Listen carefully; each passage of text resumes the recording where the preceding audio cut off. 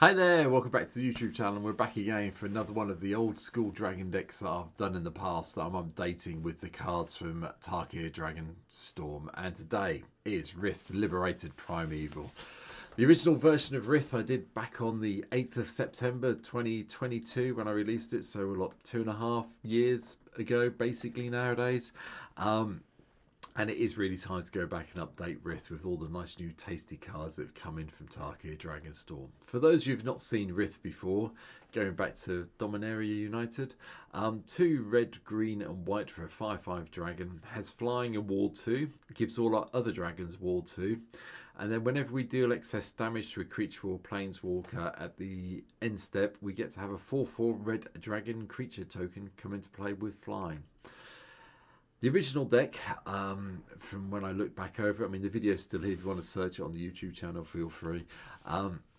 Really did go down, that's how we do all the excess damage side of things. But this version does some of that as well, but it updates with some of the dragons that we now know and love coming in from Tarkir DS. So here we go. Here's what today's deck really does look like. Starting at the beginning, we have ramp creatures. So the pilgrims here along with birds of paradise. And then I'm just going to say this now. You're going to see these cards where we reduce the cost of dragon spells in any of the red dragon decks I do going forward. So Dragon Lord Servants here, Draco Speaker Shaman, Nogi's in. You're going to see all 3 of them fairly often when I'm doing a red based, well, a deck that has red in it where we can reduce their costs. We've also in this one got the Goblin Archomancer to cut the cost of our green spells down. Sarkhan lets us behold a dragon for a treasure and then become a dragon itself with a +1/+1 every time a dragon enters. Territorial Hellkite comes in as well, just to do the whole random attacking thing, and if we can't do that it gets tapped, which is a bit of a shame. Thundermane Dragon makes an appearance coming in from the commander set for Tarkir DS.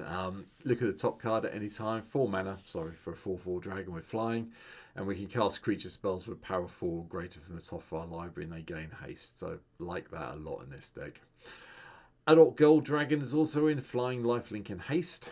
The Bloomvale Regent comes in along with the Omen version, claim territory that does the whole, well, cultivate for forests only basically, or Kodoma's Reach for forests only, whichever way you want to look at it.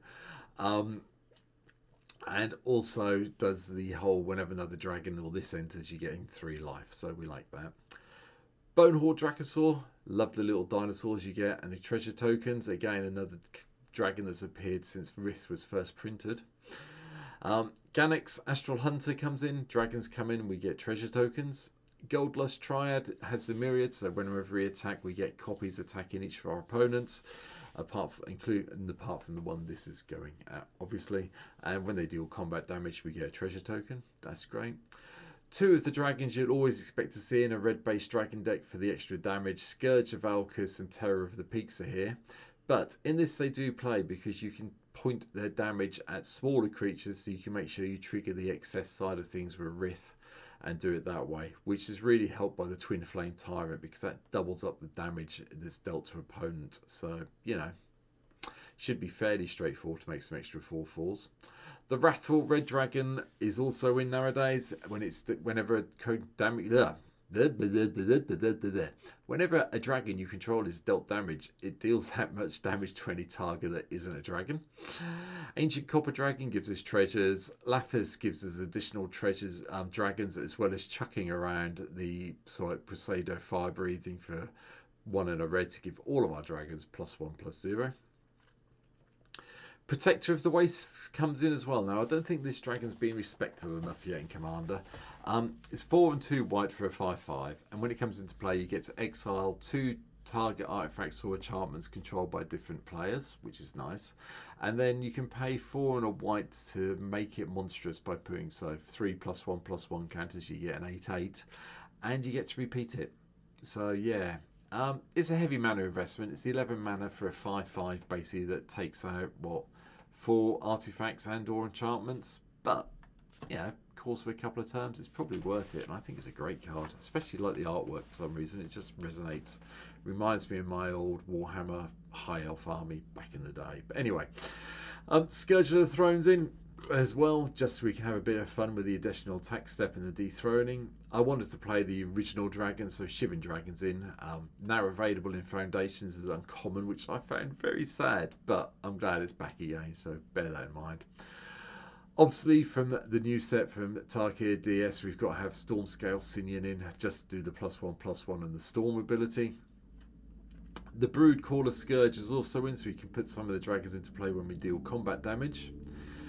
Likewise, Canopy Gargantuan is also in. Flying Ward 2. Now, if this has got Rith in play, you get Ward 2, so it is technically Ward 4, but there's two separate instances of Ward, so it does sometimes confuse people. And at the beginning of your upkeep, put a number of +1/+1 counters on each other creature you control equal to that creature's toughness.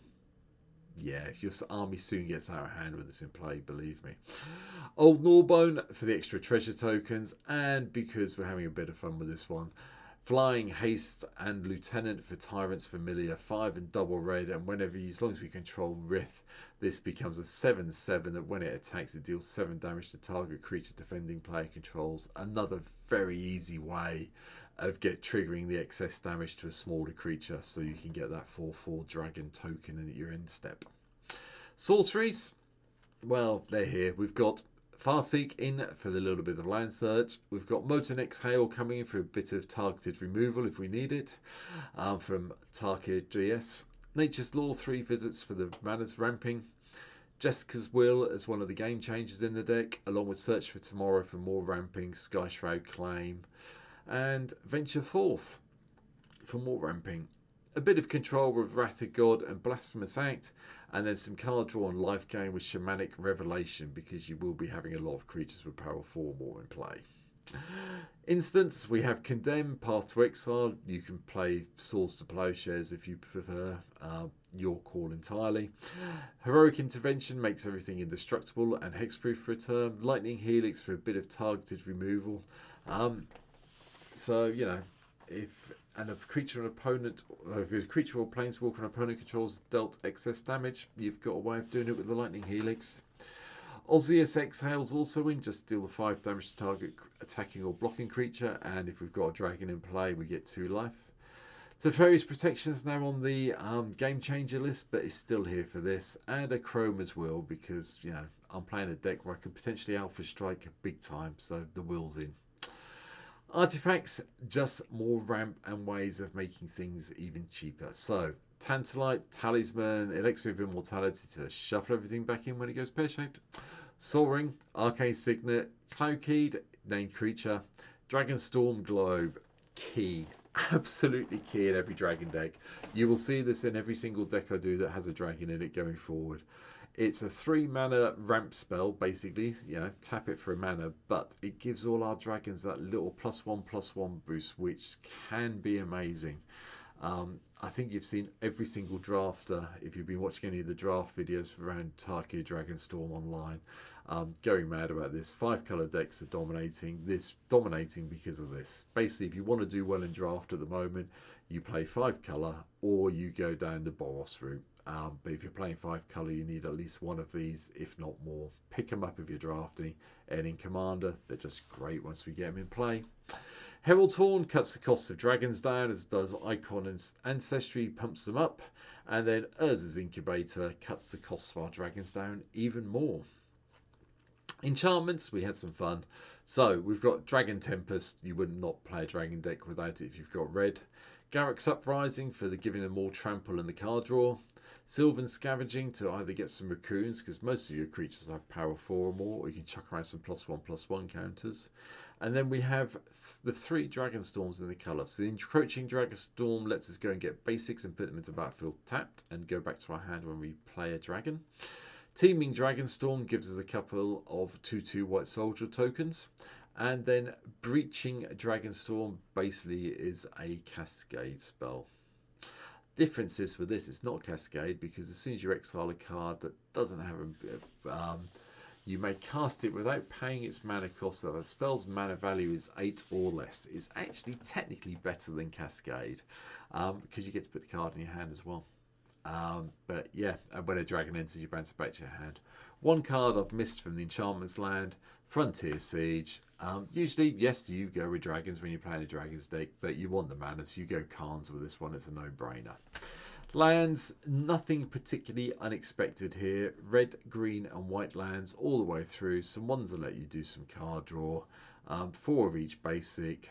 The Cycle Land, the Hushwood Verges, they're all here. And I did manage to avoid Reliquary Tower and Temple of the False God for a change. I thought I'd have a break again. I will mention Unclaimed Territory just because we want to choose dragons when we do this to get the extra colour of mana. And that's it. That is my updated Rith Liberated deck with the new Tarkir Dragonstorm cards. I think everyone's learning by now by doing a whole series of videos on dragons that I do have a bit of a thing about dragon decks. So yeah, there'll be a few more, and I had some time again this week to do the 5th video. So I did say it's going to be a bit random, but I seem to have managed to knock one out every week since Tarkir Dragonstorm hit MTGO. So we'll keep trying, but we'll see what happens. If you think there's anything I've missed from the deck, please let me know in the comments down below. Please hit the like button, please hit the subscribe button, please hit the share button. Help me out with the YouTube algorithm. If you want to see me play Rith Liberated, come and give me a follow down below on Twitch. You can come see me over there. And anything you can do to help me get my numbers up from 665 here on YouTube, I'd really appreciate it. So, thank you for watching. If there is, sorry, I have to say, no, do that as a separate video. But for now, thanks for watching, take care, and I'll see you very soon. Have a good one. Bye.